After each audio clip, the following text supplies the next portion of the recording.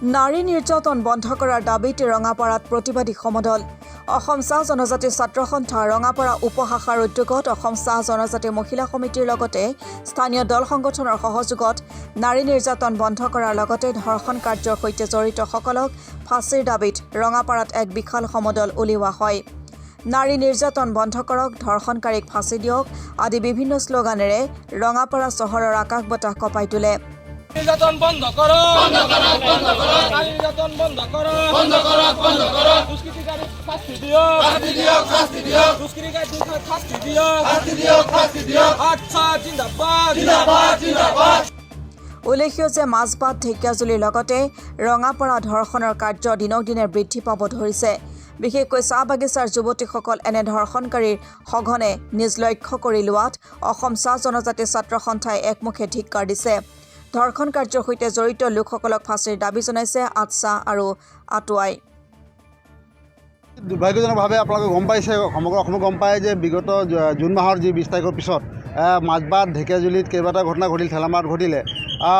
প্ৰতিটো ঘটনাত ছাত্ৰী বা যুৱতীসকলৰ ওপৰত অত্যাচাৰ হ'ল। বিশেষভাৱে এই ঘটনাটো মানে এতিয়ালৈকে চলি আছে, কিন্তু এতিয়া আকৌ ৰঙাপাৰাত যিটো কৰেণ চাহ বাগিচাত আদৰ্শ বিদ্যালয় যি নিৰ্মাণ চলি আছে, তাতে মিস্ত্ৰী এগৰাকীয়ে স্থানীয় আমাৰ চাহ জনগোষ্ঠীৰ যুৱতী এগৰাকীৰ ওপৰত আকৌ এনেধৰণে এটা কাৰ্য কৰাত আমি অসম চাহ ছাত্ৰ সন্থাই শোণিতপুৰ জিলা সমিতিয়ে আমি তীব্ৰ গৰিহণা জনাইছোঁ। লগতে আজি ৰঙাপাৰা উপশাখা সমিতিৰ উদ্যোগত আজি প্ৰতিবাদী কাৰ্যসূচী আজি ৰঙাপাৰাত লোৱা হৈছে। কিন্তু বিশেষ কথাটো হ'ল যে একে লেঠাৰিয়ে আজি আমি বাৰম্বাৰ আমি আহ্বান জনোৱাৰ পিছতো একে ঘটনাখিনি ঘটি থকাটো অতিকে দুৰ্ভাগ্যজনক কথা। আমি চৰকাৰ বা প্ৰশাসনে যিখিনি তেখেতসকলৰ কাম সেইখিনি কৰি থকাৰ পিছতো আজি অনুৰূপ ঘটনাবিলাক ঘটি থকাটো মানে কি খুজাইছে। আমি সেইকাৰণে আমি অসমীয়া ছাত্ৰ সন্থাই তীব্ৰ আমি আন্দোলন কৰি আছোঁ। কিন্তু অসমত যিসকল আমাৰ গাঁও বা বাগিচা অঞ্চলত বসবাস কৰি থকা ছাত্ৰ ছাত্ৰীসকল যি বিদ্যালয়লৈ যায় বা কাম কৰি থকা অৱস্থাত এনেধৰণৰ বিশেষকৈ আমি দেখিছোঁ যে বিশেষ সম্প্ৰদায়, আমি মুছলিম সম্প্ৰদায় বিশেষকৈ আমি আগতেও কৈছোঁ যে এই মুছলিম সম্প্ৰদায়ৰ যিসকল যুৱক, যি মানসিকভাৱে বিকাৰগ্ৰস্ত যুৱক, তেখেতসকলৰ দ্বাৰাই ঘটনাখিনি সংঘটিত হৈ আছে। আজি সমগ্ৰ অসমত সেয়া দেখিও পাইছে। আমি আমচু বা তেনেকুৱা যিসকল ইছলাম ধৰ্মৰ যিসকল মানে এটা সংগঠন আছে বা সমাজ সংগঠন আছে, তেখেতসকল আমি আহ্বান জনাইছিলোঁ যে আপোনালোকৰ এলেকাত থকা যুৱক যিসকল মানসিকভাৱে বিকৃষ্ট হোৱা যুৱকসকলক এটা সঠিক দিশত অনাৰ কাৰণে চেষ্টা কৰিব। কিন্তু আজি প্ৰতি সেয়া হৈ নুঠিলে। আজি তাৰিখত পুনৰ এটা ঘটনা ঘটিলে, যাক আমি তীব্ৰভাৱে গৰিহণা দিছোঁ। আৰু দ্বিতীয় কথা হ'ল যে অসমত এই ধৰণৰ যি কাণ্ড চলি থাকে, ইয়াত নিশ্চয় বেলেগ কিবা এটা ঘটনা ঘটাৰ ক্ষেত্ৰত আগবাঢ়ি যাব এই ঘটনাবিলাকে উৎসাহ যোগাব।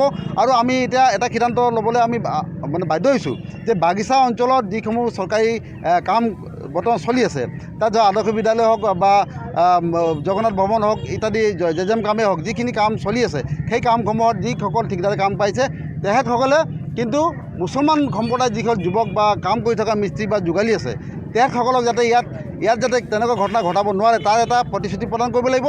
অন্যথা তেখেতসকলক যাতে ইয়াৰ কামত নিয়োগ নকৰে। আজিৰ তাৰিখৰ পৰাই অসম চাহ ছাত্ৰ সন্থা শোণিতপুৰ জিলা সমিতিয়ে সমগ্ৰ শোণিতপুৰ জিলাত লাগু হোৱাকৈ আমি আজিৰ এই প্ৰেছ আপোনালোকৰ যোগেদি আমি সমগ্ৰ শোণিতপুৰ জিলাতে আমি এক আহ্বান জনাইছোঁ যে প্ৰতিটো বাগিচাত চলি থকা কামসমূহ শেহতীয়াভাৱে আমি বন্ধ ঘোষণা কৰিছোঁ। আজিৰ তাৰিখৰ পৰাই শোণিতপুৰ জিলাৰ প্ৰতিটো বাগিচা অঞ্চলত চলি থকা চৰকাৰী কাম আজিৰ পৰা আমি বন্ধ ঘোষণা কৰিছোঁ। যেতিয়ালৈকে তাৰ ঠিকাদাৰসমূহে স্থানীয় ৰাইজৰ লগত এক লিখিত প্ৰতিশ্ৰুতি প্ৰদান নকৰিব, তেতিয়ালৈকে আজিৰ পৰাই আমি শোণিতপুৰ জিলা চলি থকা প্ৰতিটো কাম আমি বন্ধ ঘোষণা কৰিছোঁ। আৰু আমি আহ্বান জনাইছোঁ অসম চৰকাৰ প্ৰশাসন এই ক্ষেত্ৰত কঠোৰ হওক আৰু যি দোষী আছে দোষীসকলক যাতে চৰম শাস্তি দিব পাৰে তাৰ বাবে আমি আহ্বান জনাইছোঁ।